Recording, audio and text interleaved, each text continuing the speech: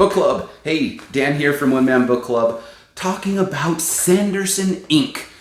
Holy cow, have you seen what Brandon Sanderson's been up to? I've been talking about his, what I call Sanderson Inc. He calls it Dragon Steel. It's his writing business. He's got authors that he's partnering with. He's all of a sudden got this active YouTube channel. He's been doing these small Kickstarters. He's got this warehouse.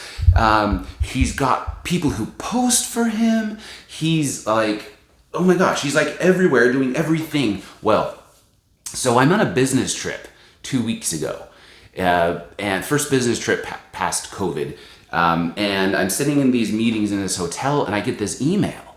And it's an email from Brandon. And he's like, guys, I have to confess something to you. I've been irresponsible. And I'm like panicking. Like I'm sitting in the middle of this meeting like, oh my gosh, what is happening with Brandon Sanderson? He's like, I've been irresponsible and I've done some things that's going to affect my publishing schedule.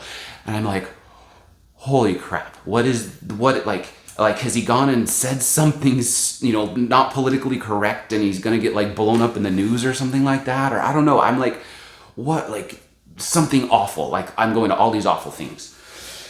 Anyway, he's like, so go watch this video to see what I'm talking about. And I'm like, I like literally have to like go sneak out of my business meeting because I'm so afraid of what Brandon Sanderson has done. And so I go watch this video, and you've probably seen it, but if you haven't, go watch it. Go find Brandon Sanderson on YouTube and you'll find this video. Oh my gosh, the guy is such a nut. So he's sitting there at his desk and he's all like humble, like I've made some mistakes and I've been keeping secrets from you. And then he's like, during COVID, I had all this extra time, so I wrote an extra novel. And he looked from behind his desk, brought out this novel, this manuscript. He's like, I wrote this novel over COVID. And then he like goes off into some more detail and ends up, okay, long story short, he ended up writing 5 novels over the last 2 years and didn't tell anyone. He didn't tell his publishers. He didn't tell his team. He just wrote these extra novels. And we're like, And so, I'm like thinking the worst is happening. All of a sudden, Brandon's like, guess what? I wrote 5 extra novels and I'm going to give them to you. And like, I'm sitting in this hotel lobby sneaking this video and I'm supposed to be in this business meeting. And I just like start laughing all by myself sitting in this hotel lobby. And, oh my gosh, it was incredible. Well, so the news wasn't over yet. He actually started a Kickstarter to help fund the self-publishing of these 5 additional novels. Now, one of these is a standalone. 3 of them are in the Cosmere, and then one of them is going to be, he's thinking like it's going to be a graphic novel sometime in the future. He's still sorting through the details of that 5th one. So, but in 2023, next year, he's going to publish 4 surprise novels that he didn't tell anybody about. He's like dropping this major like bomb on everyone. And then he goes and he's like, okay, I'm going to start this Kickstarter to self-publish these novels. And he wants to bypass traditional publishing and do it on Amazon. And anyway, he did this on the Kickstarter. You can go participate in 8 tiers. You can sign up to get the ebook, an ebook each quarter, or an ebook plus an audiobook, or a physical book plus an ebook, or a physical book and an ebook and an audiobook. Those 4 tiers, and they'll be delivered each quarter of 2023. Or you can sign up for something he called a Year of Sanderson, where each quarter you'll get one of those 3 tiers of ebook, audio, or physical book, whatever combination you choose. But it will include a swag box each month. So each month you'll get this swag box of something from the Cytoverse, or something from the Cosmere, or something from like Mistborn or Stormlight. And then quarterly you get the books delivered, and then the other months of the year. So each month you'll get one thing delivered to you, a Year of Sanderson. So anyway, oh my gosh.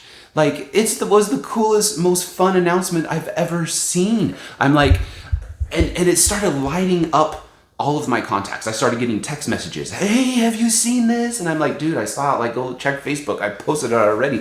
Like, I got it all over the place. And the craziest thing was to watch his Kickstarter. So here's the thing. He had a goal to earn, to make $1 million in his Kickstarter. over the month. Well, he hit $1 million in 35 minutes. Now today, as I talk, he's halfway through his Kickstarter. He's just about to pass. He might have already, I haven't checked this morning, he might have already passed $30 million with 128,000 subscribers. Dude, that's $234 per person that he's got people to go, commit to him for 4 books and a year of Sanderson or whatever tier you want. It's the craziest thing. It's so fun. It's been so fun to watch. Again, he's only halfway through the Kickstarter. The guy is crazy and he's changing so many things. But anyway, so all of this all like brings up all these questions. Like, what does this mean that he's been able to self-publish these books using Kickstarter and he's been able to bypass Amazon or traditional publishing?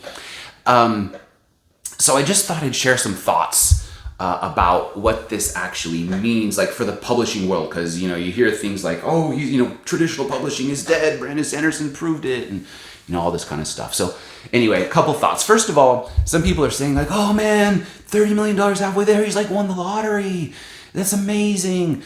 Yeah, well, not really. He hasn't really won the one. I mean, yeah, the guy's loaded because of what he does with his books, but he hasn't won the lottery. I mean, he's got plans for the money. Like he's paying employee salaries, employee bonuses.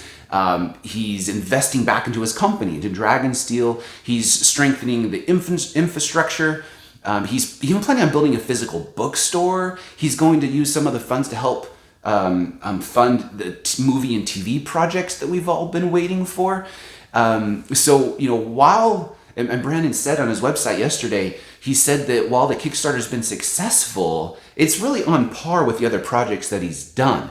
And, honestly, this is why we love Brandon Sanderson, because of his transparency. Like, he shares all this stuff with us.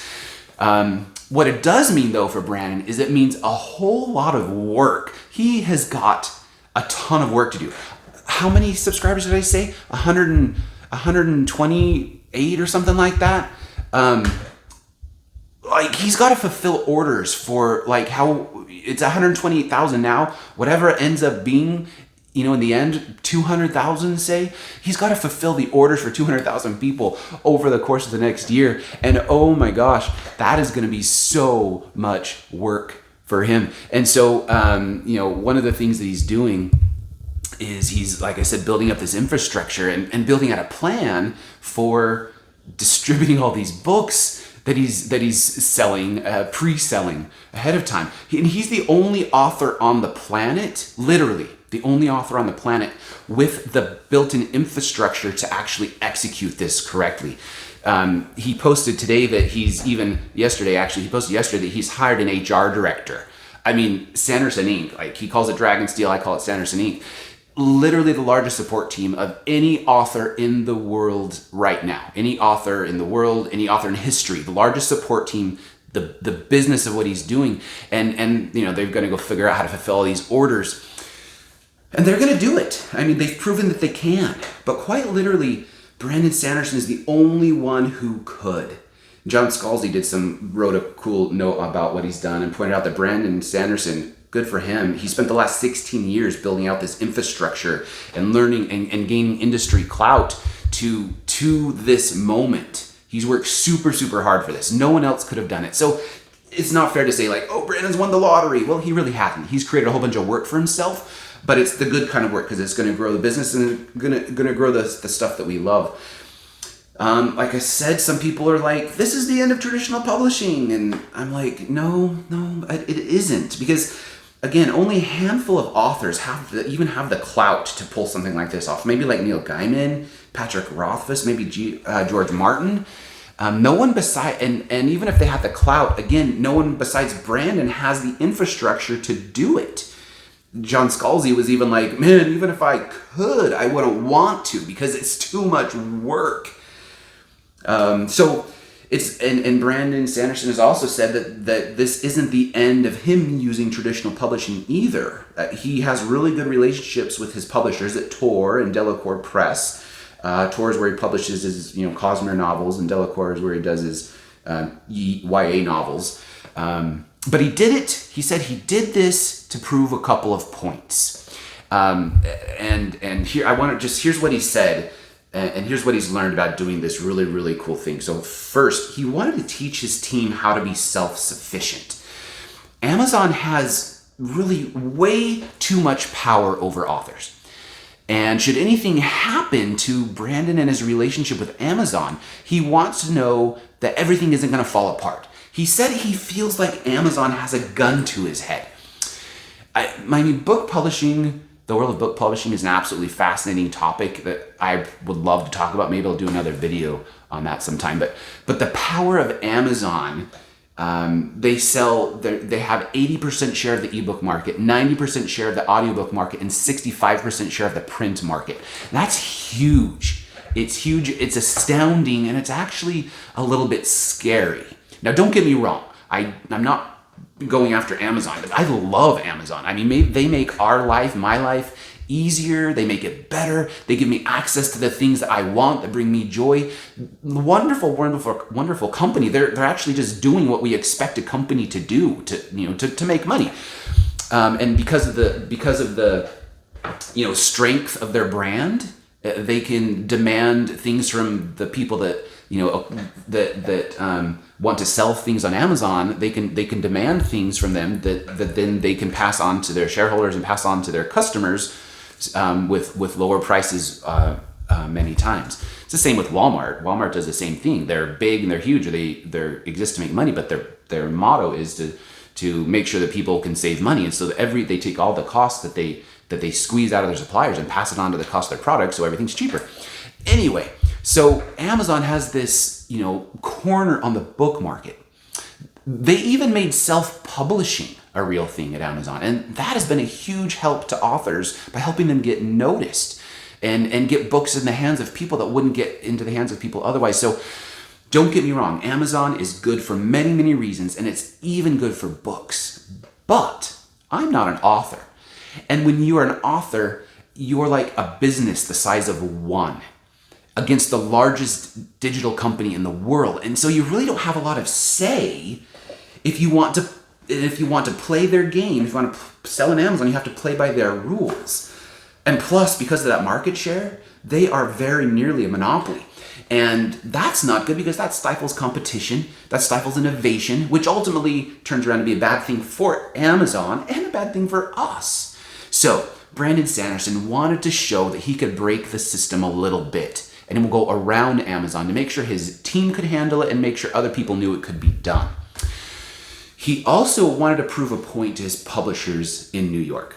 Brandon has been a firm believer for years that traditional publishing is missing the boat in a lot of areas. He wants to give away ebooks with each hardback that he sells, for example.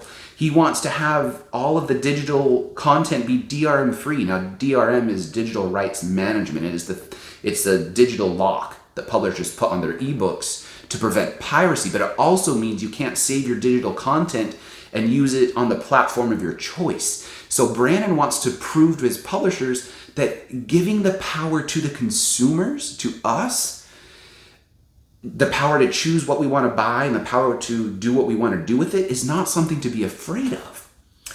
And he wanted to show that there's also other ways to self-publish. So while Kickstarter might not be the way to go for most, because like I said, he has the clout and the infrastructure to pull it off, but he just wanted to show that people could be persuaded to buy from different platforms. I mean, platform is king these days. If you're Apple, you're Apple. If you're Android, you're Android. If you're Amazon, you're Amazon. If you're Barnes & Noble, you're Barnes & Noble.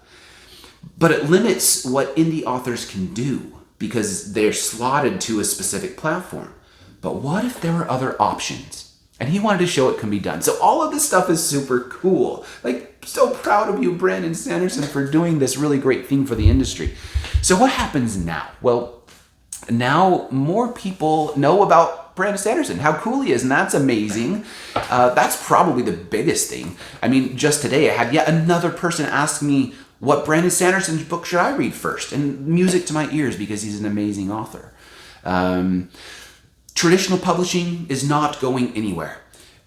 Every author, besides, even and including really Brandon Sanderson, needs traditional publishing. and Amazon will continue to dominate, and they'll continue to be, oh, that locked up on me, they'll continue to be the best way for self-publishers to get their word out for now, even if they come across as bullies, because they act really just like exactly a corporation who wants to make money should act. We'll continue to get our books, and we'll continue to be happy, but now we know that there's options. The publishing world has been put on notice. People are now talking. He's proven that you can sell more for more. So I predict our future will have more options, and that's a good thing. That's the best outcome of all. I honestly was a little nervous about Sanderson Inc. over the last year or so, as as he started hiring these just partner writers to write some of the books for him, and then Brandon would like put his name big, and he'd be like, Brandon Sanderson, with Jancy Patterson or Steve Bowles or whatever whichever author helped him write stuff. And I was a little worried about it because I didn't want him to become like James Patterson, who would all of a sudden start spitting out these kind of half-baked paperbacks to be selling airports around the world that only sell because his name James Patterson is up on the cover really big. I didn't want that to become Brandon Sanderson. I was nervous for that. But now I'm thinking that my favorite author is more like the Steve Jobs of the book publishing world than the James Patterson of the book publishing world. I trust Brandon Sanderson, and I am pumped. I am so excited to see what's coming next. And I'm excited for a year of Sanderson coming up next year. That is going to be a really, really fun year, and I'm excited to keep talking to you guys about it. So, did you guys see Brandon's reveal? What was your experience with it? Were you shocked? Was it fun? Did you sign up for any of the swag boxes, or did you sign up for any of the the monthly delivery of books? Let me know if you did in the comments. I'd really love to hear your experience about it. Anyway, love Brandon Sanderson. What a guy.